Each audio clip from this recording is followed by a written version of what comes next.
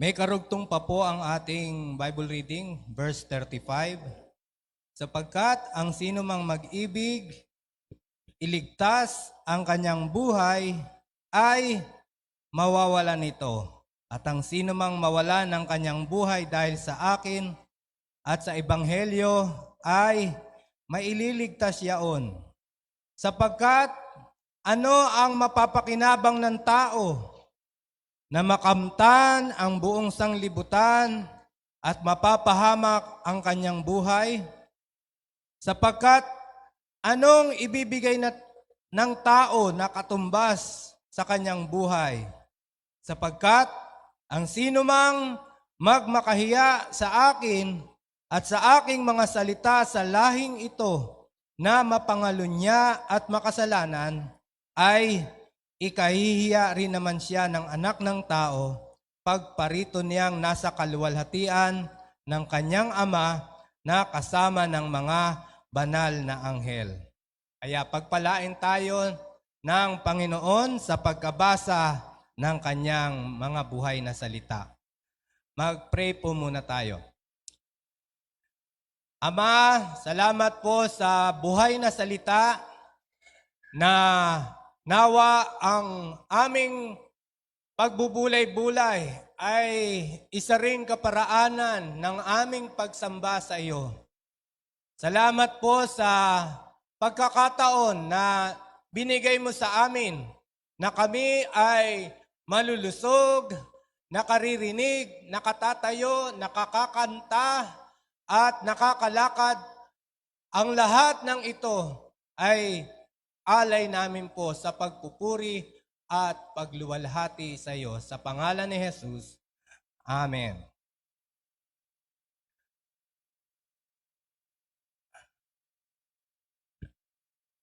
Ngayon po ay tulungan tayo yung bigyang linaw muna. Tingnan muna. Yung bigyang linaw ay nandun sa Holiness Meeting today na file sa desktop. At ibig sabihin ng bigyang linaw, yung salitang making sense. Kaya minsan po yung English, ang tagal kong pag-aralan kung ano kaya ang ibig sabihin ng making sense.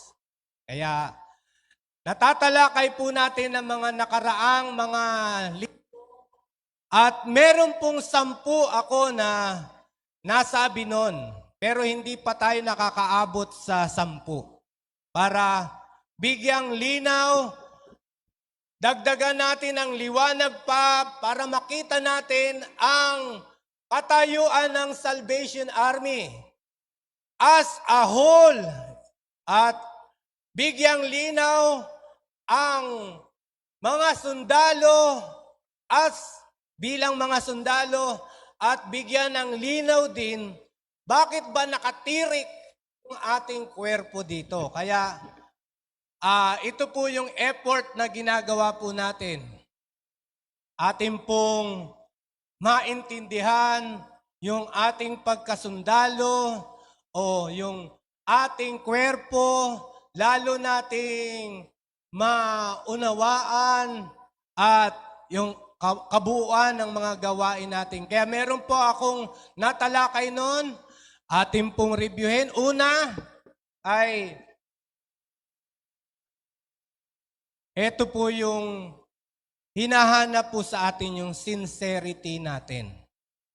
Kapag tinatrato po natin ang Panginoon, tinatrato natin ang ating mga katabi, ay nag-e-aim ba tayo na mas sincere tayo na hindi lang sincerity, yung integridad natin na Panginoon, nangako ako nung nakaluhod ako o meron akong nabitawan na vow sa iyo. Seryoso po ako, Panginoon, na binitawan yung aking pangako na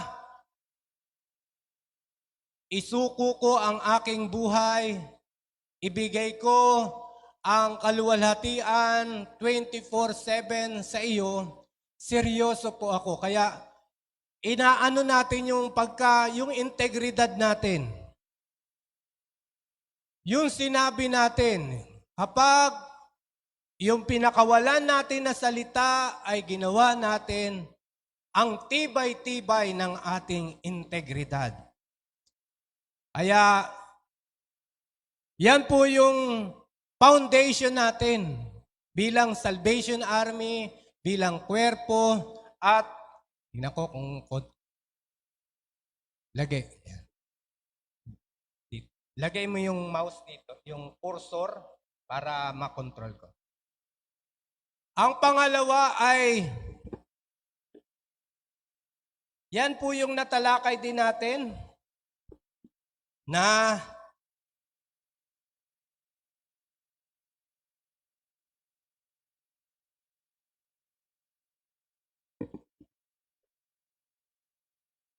ang ating pong nature ay uhugasan natin yung paa ng ating mga kasama sa bahay o uhugasan natin yung mga paa ng mga dito sa simbahan na minsan yan po yung maging attitude natin na tayo ay maghugasan ng paa.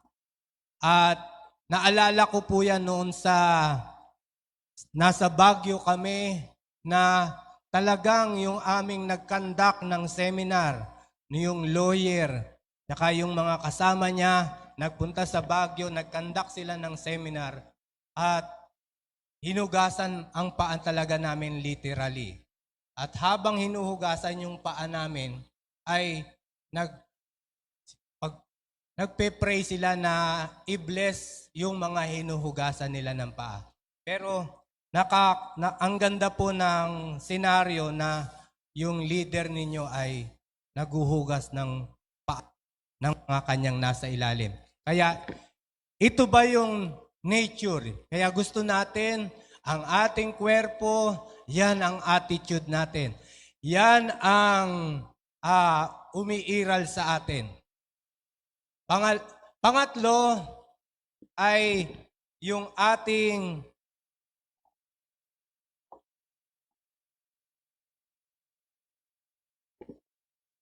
kapangyarihan, nagiging authority.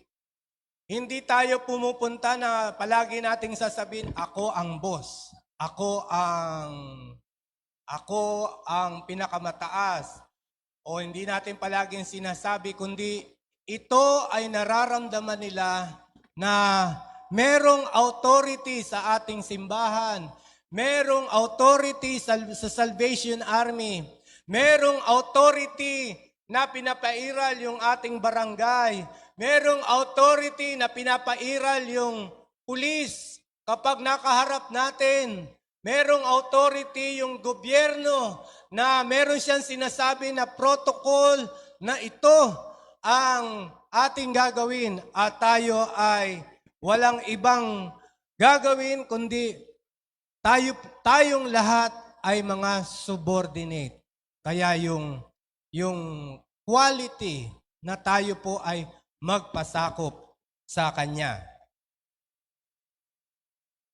At ang next po natin na inaral noon na whatever you do, whether you eat or drink, do it all for the glory of God. Ayan po yung ating pagkakapare-parehas natin. Hindi parehas yung mga ginagawa natin, pero merong bagay na pare-parehas tayo. Na wala tayong laman ng isip natin, kundi mapasaya natin ang Panginoon. Mag-glorify natin ang Panginoon. Yung Shekinah glory na nangyayari sa tabernakulo, nawa mangyari sa buhay ko na natataas siya. At kaya sabi doon, and glorify my Father which is in heaven. Kapag ginagawa natin yung mga good works na ang attitude natin ay to glorify God, mararamdaman din ng mga taong nakatingin sa atin. At yung mga taong nakatingin sa atin, sila rin ay magsasabi na, praise the Lord.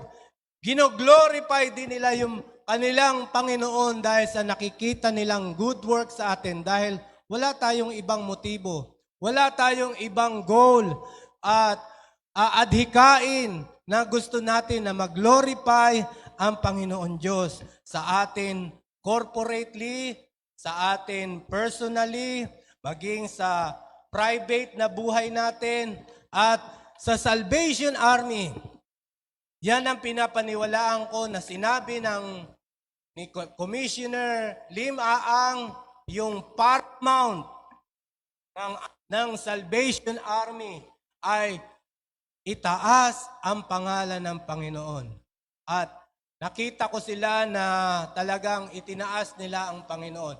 Nakita ko si Commissioner Max na yan din, nung ulit-ulit niya sinasabi, wala akong gustong i-glorify. Ni ang Salvation Army, hindi ko gusto na i-glorify. Basta ang base ng aking lahat ng ginagawa is to glorify God. Eventually, ganun ang mangyayari. Pero ang kauna-unahan niyang sinasabi is to glorify God.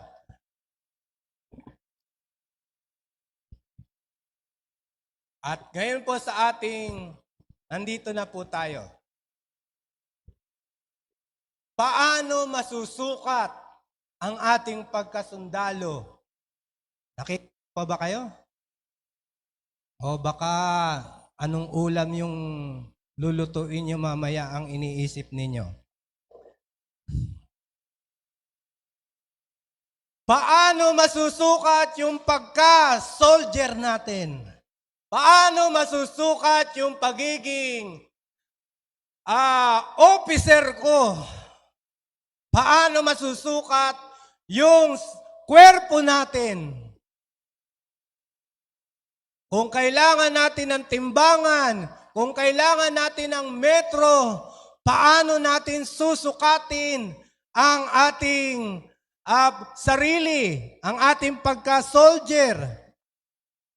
Ay makikita po yan, ang indication, ang gauge ng sukat natin ay kung gaan tayo makikita sa ating buhay ang sakripisyo. Yan po yung ating tatalakayin. Kaya si She, maraming salamat She.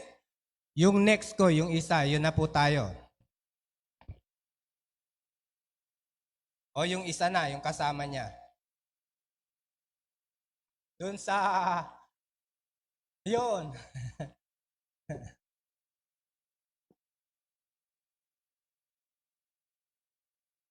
Nandyan na po tayo. Kaya ang ating pong text ay makikita meron din sa Lucas 14. Kung ang sino mang tao'y pumaparito sa akin at hindi napupuot sa kanyang sariling ama at ina at asawang babae at mga anak at mga kapatid na lalaki at mga kapatid na babae, oo at pati sa kanyang sariling buhay man, ay hindi siya maaring maging alagad ko. Sino mang hindi nagdadala ng kanyang sariling krus at sumunod sa akin, ay hindi maaring maging alagad ko. Ayan. At sinabi din kanina sa binasa natin, kausap ng Panginoon ang karamihan at kausap din ang bawat isa sa atin. Ang sabi niya, kung ang sino mang tao ay ibig sumunod sa akin, ay tumanggi sa kanyang sarili at pasanin ang kanyang krus at sumunod sa akin. Sinasabihan po ang bawat isa sa atin na magpalabas tayo sa ating buhay na makikitaan tayo ng sakripisyo. At yan ang makikita natin na simbolo ay ng sakripisyo. Makita natin na ang krus na pinagsasabihan tayo bawat isa.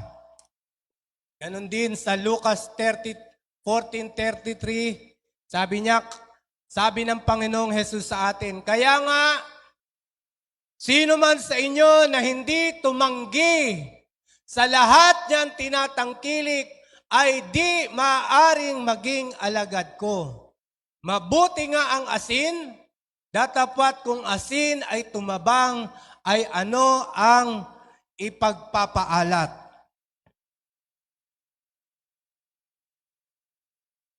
At sinabi din sa 1 Peter 2:21, sapagkat sa ganitong bagay, kayo'y tinawag, sapagkat si Kristo man ay nagbata dahil sa inyo, na kayo'y iniwanan ng halimbawa.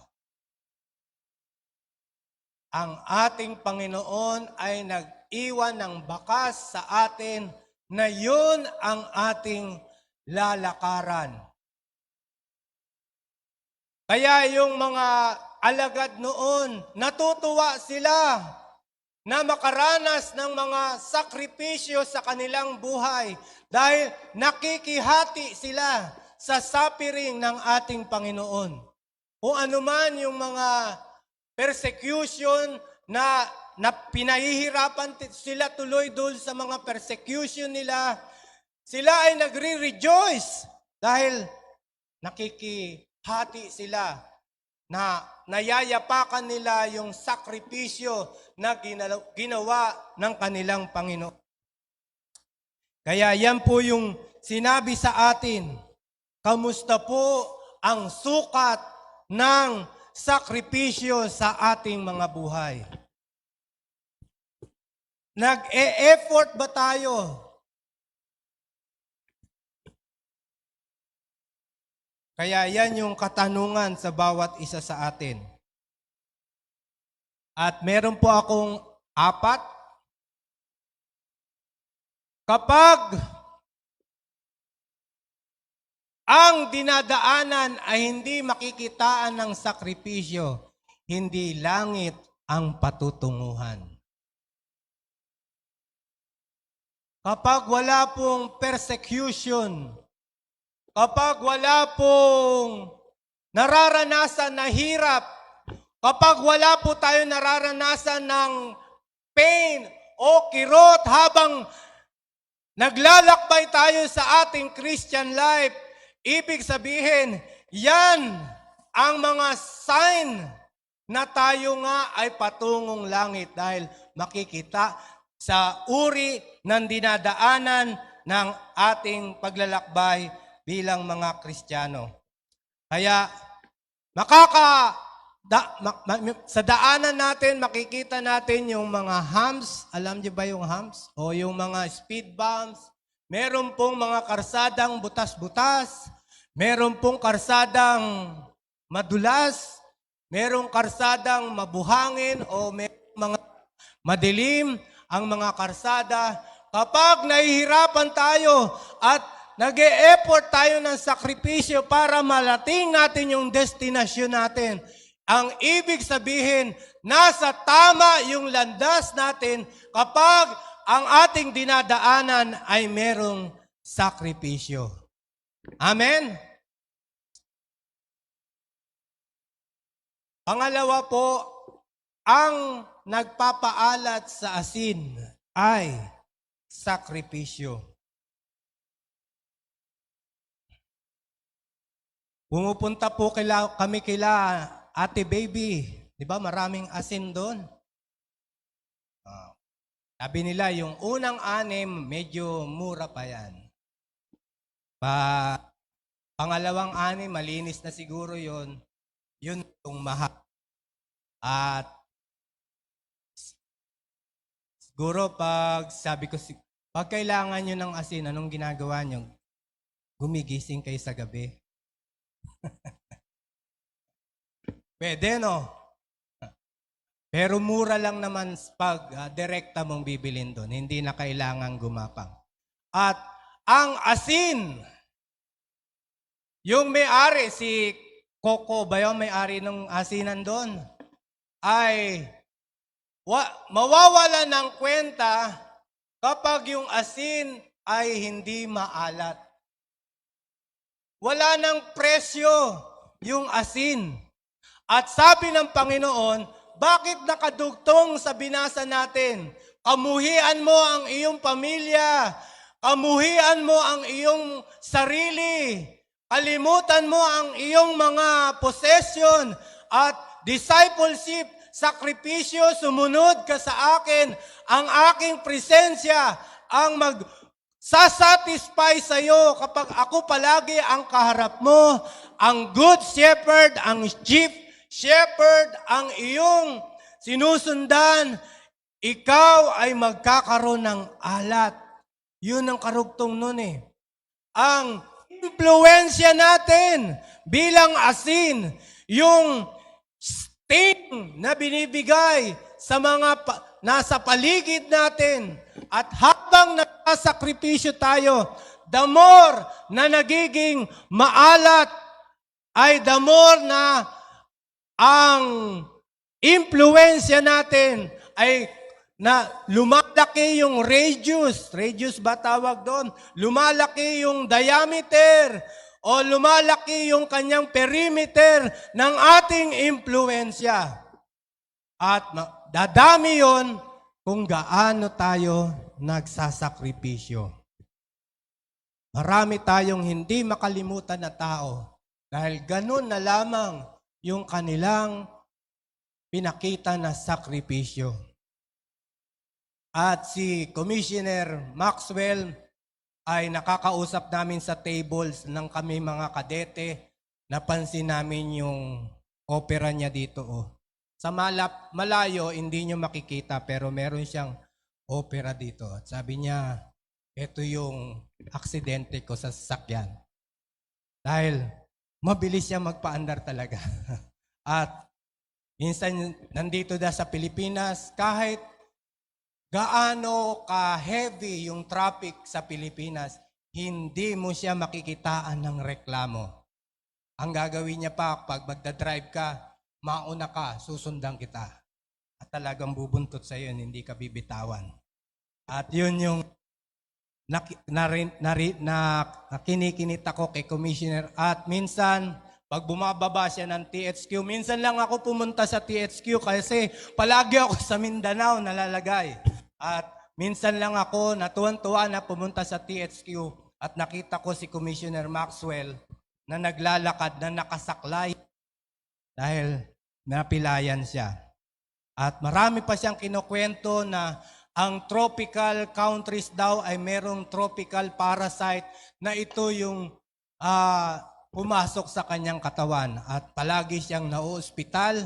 At talagang nakita ko po sa Silver Star Fellowship si Commissioner Maxwell na yung pansit canton, gustong-gusto niyang kainin. Kaya sabi niya, kainin niya ulit yun.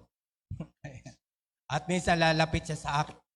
Bago siya magmensahe sa aming Congress, ito yung 3 points ko. Sabihin niya na kagad sa akin. At yung sakripisyo, yung sukat ng sakripisyo niya na ito yung nagpalawak ng kanyang impluensya na hanggang ngayon, kahit hindi ko na siya nakakasama, ay meron pa rin siyang impluensya sa atin. Ganun po ang mangyayari sa atin. Palawakin po natin yung ating impluensya.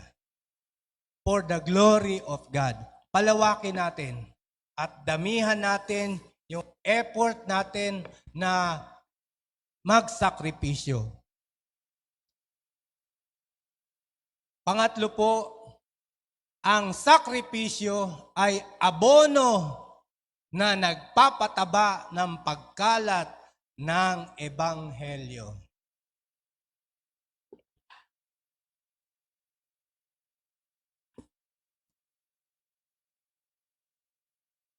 At alam natin, meron akong quiz. Sino sa mga disipulo ang hindi nakaranas ng na ang kanyang kamatayan ay natural? Sino sa mga disipulo? Si John the Beloved. Habang nasa isla siya ng Patmos, dahil sa katandaan, namatay siya doon sa isla. At yung ibang mga disipulo, lahat sila ay sa kaparaanan ng martyrdom ang kanilang kamatayan. Nandoon sa kinaladkad sila sa labas at pinagbabato hanggang mamatay sila. Nandoong merong sinusunog o kaya merong binibigti ng patiwarik o pinapako sa krus ng patiwarik. Lahat sila namatay. Maging ay sinunog siya, at habang sinusunog siya ay yung kanyang dugo ang nagpatay ng apoy na lumalabas sa kanya. Ganyan po sila namatay. At yung mga emperador noon, dahil ang gusto nila, ang mga emperador, nai-insecure sila dahil yung influence ng mga disipulo. Dahil gusto ng mga emperador na sila lang yung dapat bigyan ng parangal. Sila lang ang dapat na mag-occupy ng pagpupuri. Kaya na-insecure yung mga emperador. Kaya itong mga disipulo na ito ay hinanap nila at kanilang pinagpapatay, maging bago nila patayin, ginawa nilang aliwan dun sa amphitheater na ginawa nilang maze, tapos merong leon na hahabol sa kanila. Yun po yung paraan ng kanilang kamatayan dahil sa gusto nilang hadlangan ang pagkalat ng ebanghelyo. At ang nangyari po ay yung kabaligtaran dahil yung dugo ng mga tagasunod ng Panginoong Hesukristo, yun ang lalong nagpataba ng pagkalat ng ebanghelyo. At next po ay ang sinisimbolo ng krus ay sakripisyo. Sabi ng Panginoon, buhatin natin yung ating krus. Tinutukoy niya ba yung rayuma? Tinutukoy niya ba yung masakit yung likod nyo? Ito siguro yung aking krus. Tinutukoy niya ba yung matigas na ulo na inyong anak? Ito yung krus. Hindi po yun ang tinutukoy na krus. Dahil sa kapanahonan ng ating Panginoong Hesukristo, ang ibig sabihin niya, pag nakakita sila ng krus, ay ito po, ang hantungan nito ay kamatayan. Nagdi-display tayo ng krus sa hikaw, nagdi-display tayo ng krus sa kwintas. Kung ang dapat po sa kapanahonan nating i-display, hindi na po krus. Ano yung death penalty natin ngayon? Dapat ang i-kwintas natin dito yung lethal injection. Yun ang ginagawa natin. At alam na alam ng mga nakakakita sa panahon na ating Panginoong Hesukristo na yon ay kamatayan ang hahantungan. Pero sabi ng ating Panginoon, I will never leave you nor forsake you.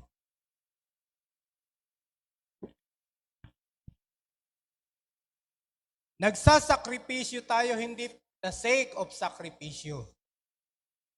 Nagsasakripisyo tayo dahil mas maraming ganansya ang dadating sa akin. Kaya sinabi ni Pablo, to live is Christ, to die is gain. Palagi siyang merong ganansya pag siya ay namumuhay sa pangalan ng Panginoong Jesus. At tayo ay nagsasakripisyo dahil the more na makikilala natin, the more na ma-experience natin ang Panginoon. Bilang pagsasara po, meron po akong i-explain dito na salita na paborito ni John Piper. Isa po siyang pastor.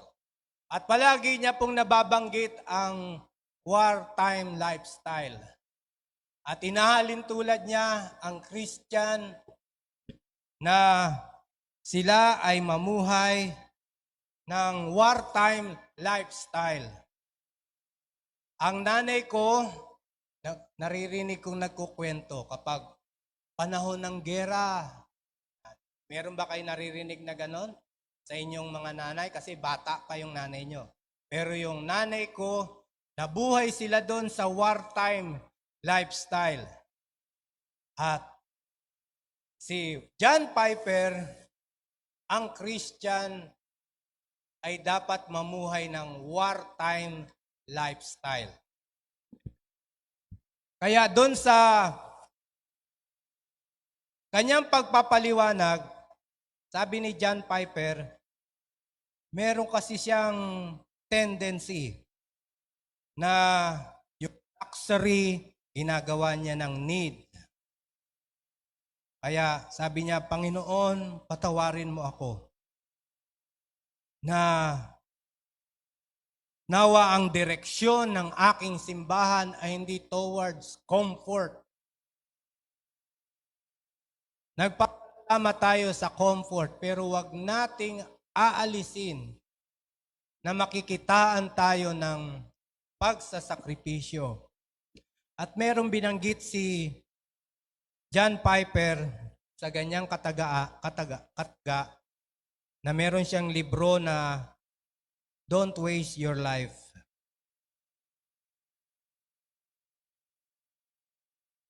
Kinote niya si Ralph Winter. At si Ralph Winter ay nagturo ng wartime lifestyle. Hindi lang po siya missionary, si Ralph Winter. Si Ralph Winter, kasali siya sa panahon ng gera sa World War II. Kaya, first hand, yung kanyang pagsasabi, yung pagsulat niya. Kaya malinaw niya, sinasabi niya yung kaibahan ng wartime lifestyle tsaka yung peacetime lifestyle. At ang sinulat ni Ralph Winter sa kanyang libro, itong barko na Queen Mary. Ito yung barko. Nung panahon po ng gera, nakikita niyo po yung kanyang mga pasahero. Talagang punong-puno ang view deck. At yan po yung wartime. At sinabi ni Ralph Winter na itong Queen Mary ngayon, lying in repose in the harbor at Long Beach, California. It is a fascinating museum of the past, used both as a luxury liner in peacetime and troop transport during the Second World War.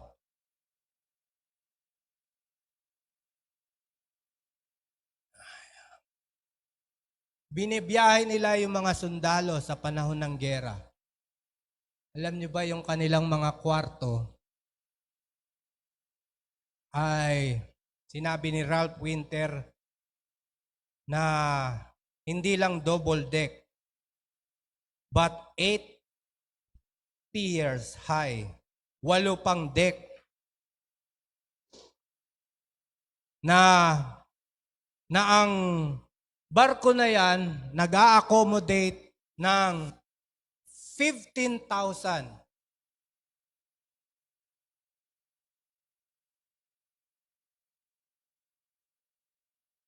At nung i-compare po sa peacetime, Yan po ang loob ng barko. Yan po ang tulugan.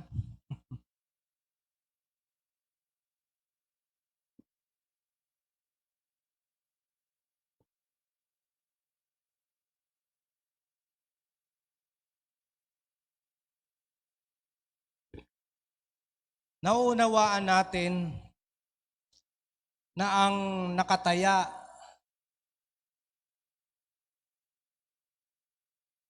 ay ang kalayaan ng mga bansa.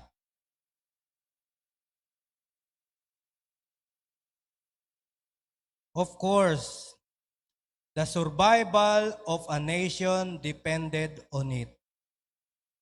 The essence of the Great Commission today is that the survival of many millions of people depends on its fulfillment. Ang nakataya po ngayon ang pagkalat ng Great Commission ng Panginoon.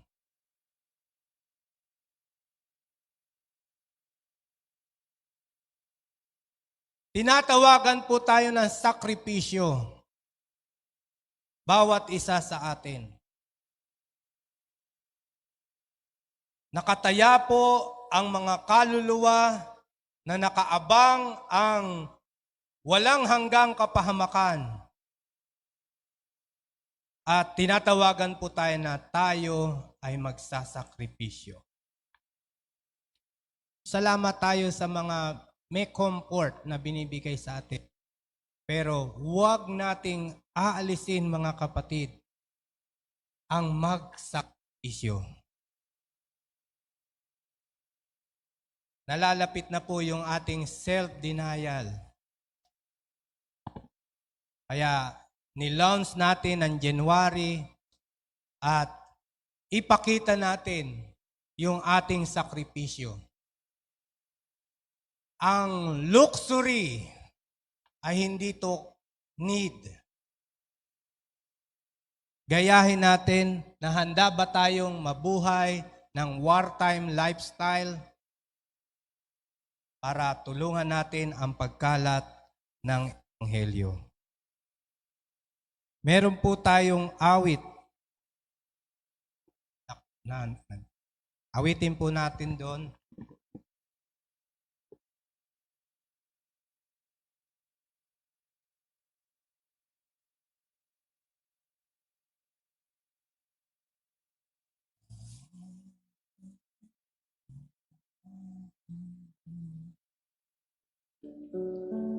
I walked one day along a country road, and there a stranger journeyed to, bent low beneath the burden of his load. It was a cross, I knew. Next mo. Take up thy cross and follow me. I hear the blessed Savior call. How can I make a lesser sacrifice when Jesus gave his all? Take up thy cross and follow me. I hear the blessed Savior call. How can I make a lesser sacrifice when Jesus gave his all? Basahin natin next. I cried, Lord Jesus, and he spoke my name. I saw his hands all bruised and torn. I stooped to kiss away the marks of shame, the shame for me that he had borne. Next verse. Oh, let me bear thy cross, dear Lord. I cried, and lo, a cross for me appeared. The one forgotten I had cast aside, the one so long that I had feared. Meron ba nakakaalam ng verse nito?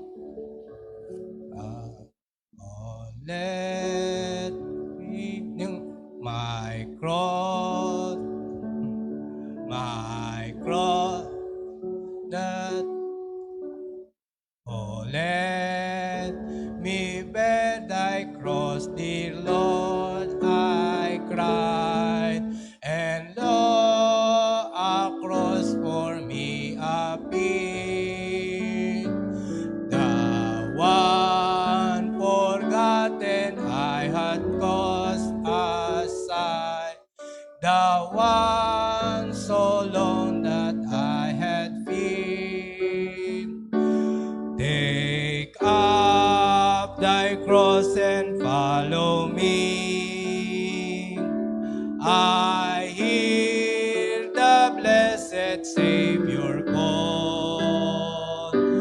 How can I make a lesser sacrifice when Jesus gave His all? Tumayo po tayo lahat. Make sense po ba? Make sense? Is it making sense na ang sukatan natin ay ang sakripisyo bilang mga Take up thy cross and follow me. I hear the blessed Savior call.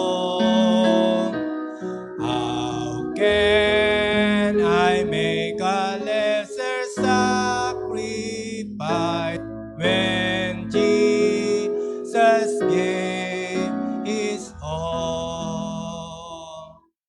Papuntay natin dito sa harapan ng mga bata at sabay-sabay nilang i-recite yung kanilang memory verse. Asan yung iba? Tayo pa tayo. Paki-recite niyo.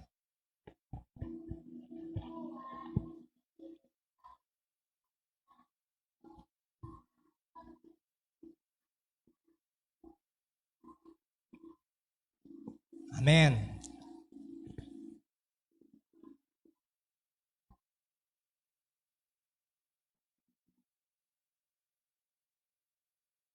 Panginoon naming Diyos, nagpapasalamat po kami na hindi po kawalan ang mga naghahanap ng buhay ay siyang mawawalan nito. Ang siyang magsakripisyo ng kanyang buhay, siyang makakatagpo ng buhay. Salamat po, Panginoon Diyos, sa iyo pong mga anak.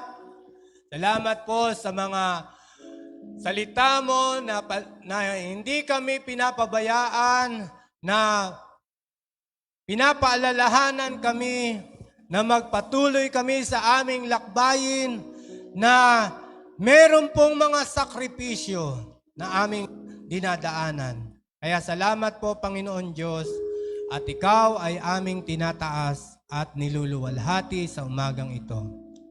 The Lord bless you and keep you. The Lord make His face to shine upon you and be gracious to you. The Lord lift up His countenance upon you